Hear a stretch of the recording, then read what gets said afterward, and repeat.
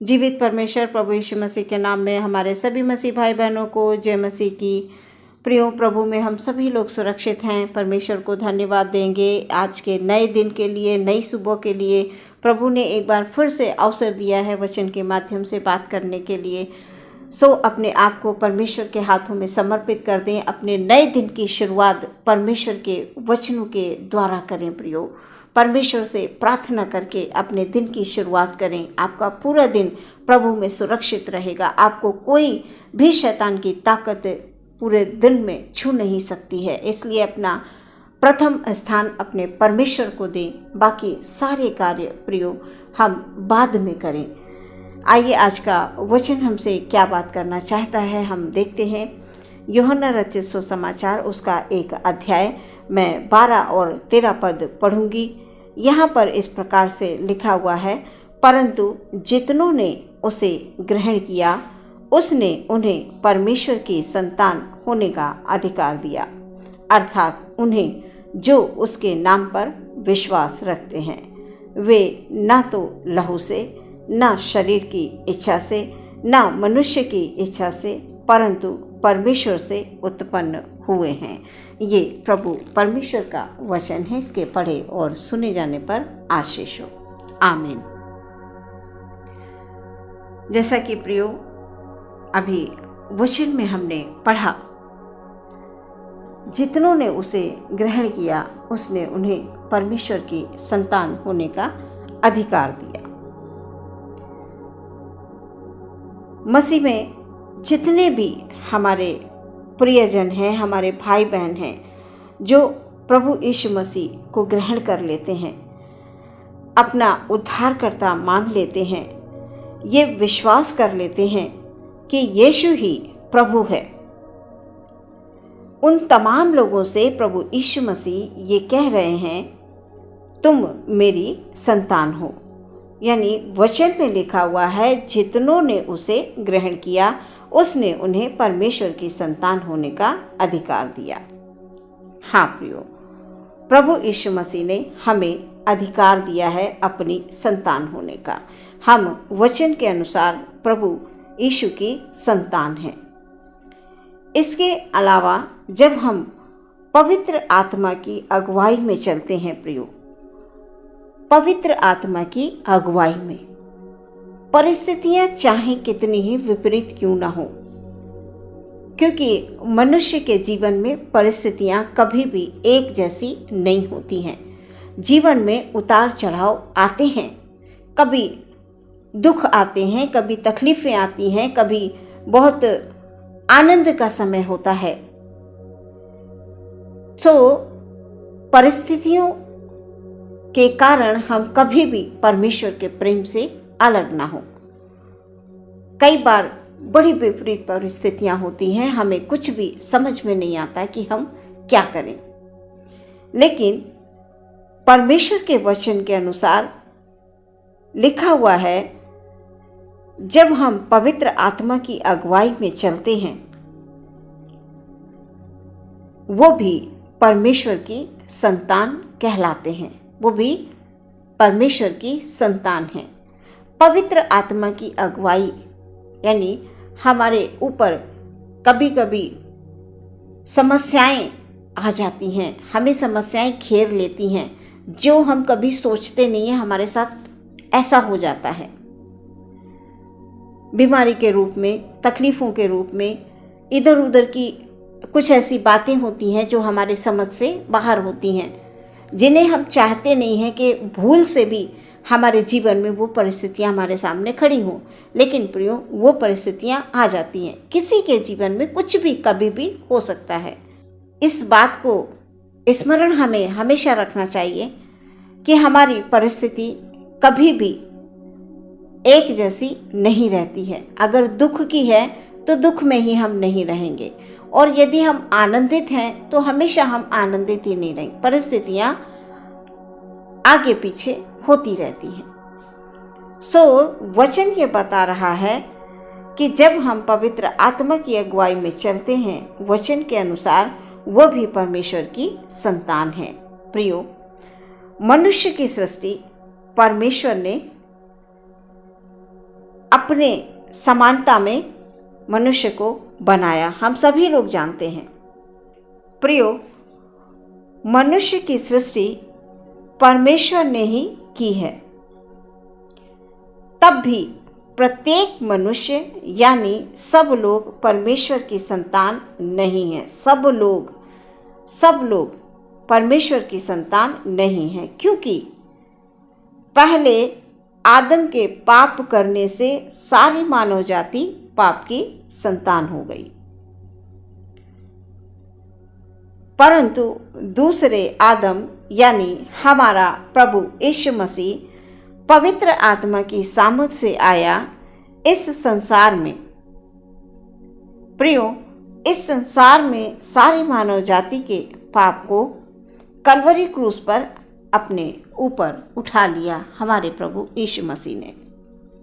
परमेश्वर के हम पवित्र संतान ठहरते हैं जब हम विश्वास कर लेते हैं। वचन कहता है कि जो लोग विश्वास करते हैं वे ही परमेश्वर की पवित्र संतान ठहरते हैं। जो लोग विश्वास कर लेते हैं कि हमारे प्रभु ने हमारे सारे गुनाहों को अपने ऊपर उठा लिया, हमारे सारे पापों को अपने ऊपर उठा लिया, और आज हमारा प्रभु जीवित प्रभु है। वो हमारे लिए ही मारा गया, गाड़ा गया और मृतकों के लोक में उतरकर वो तीसरे दिन जी उठा। जो लोग इस बात पर विश्वास करते हैं वो परमेश्वर के पवित्र संतान ठहरते हैं। हमारा प्रभु यीशु मसीह ज्योति है प्रियो, और हम सब ज्योति की संतान हैं। प्रियो, हम सब परमेश्वर की संतान हैं।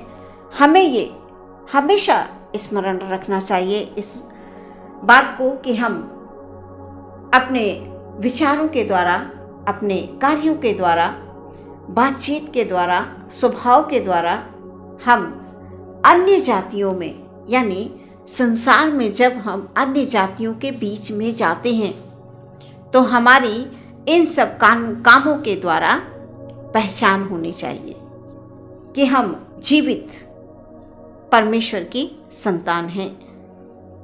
कैसे पता चलेगा प्रियो?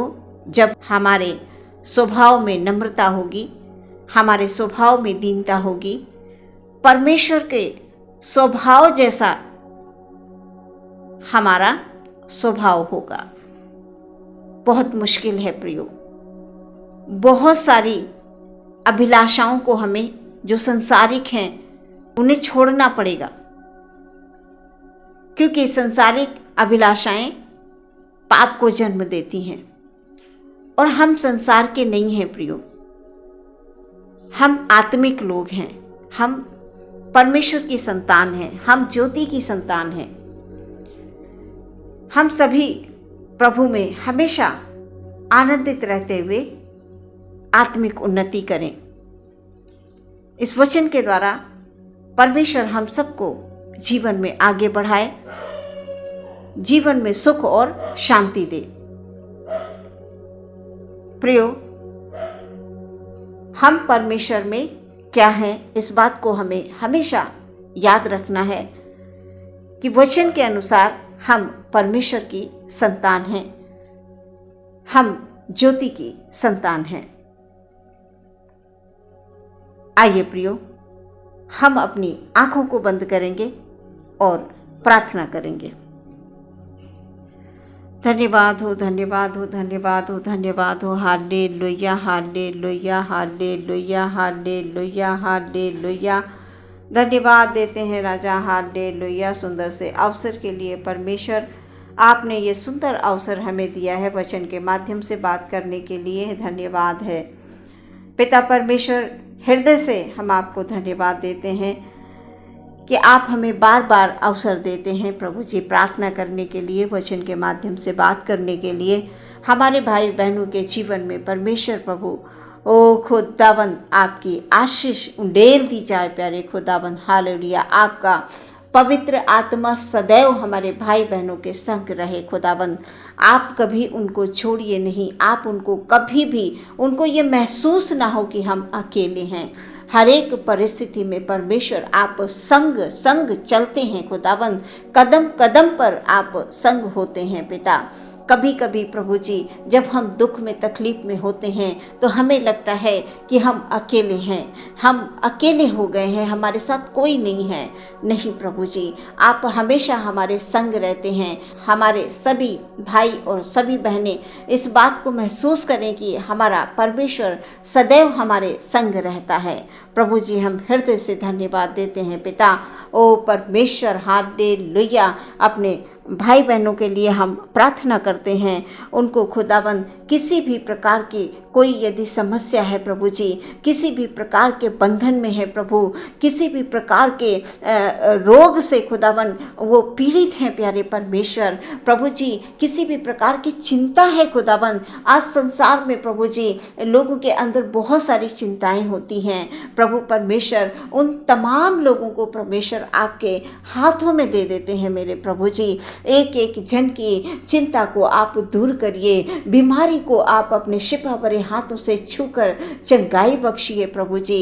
Hallelujah, hallelujah. प्यारे खुदाबंद, हर एक भाई हर एक बहन ओ परमेश्वर प्रभु किसी भी प्रकार की समस्या को अपने ऊपर महसूस ना करें, क्योंकि परमेश्वर आप हमारी हर एक समस्या को खुदाबंद खुदा हल करते हैं प्यारे परमेश्वर। बस हमें विश्वास करना है, हमें समर्पित कर देना है पूरी तौर से अपने प्रभु के हाथों में, और अपने चाल चलन में, अपने स्वभाव में, अपनी बातचीत में परमेश्वर हमें हमेशा प्रभु जी स्मरण रखना है कि हम ज्योति की संतान हैं, हम जीवित परमेश्वर की संतान हैं, हम प्रभु में कौन हैं, हमें इस बात को हमेशा स्मरण रखना है। और जब प्रभु यीशु मसीह हम अपने आप को आपके हाथों में दे देते हैं तो हम इस बात को हमेशा स्मरण रखते हैं खुदाबंद, हालेलुया, कि हम परमेश्वर की संतान हैं। वो हमारा पिता है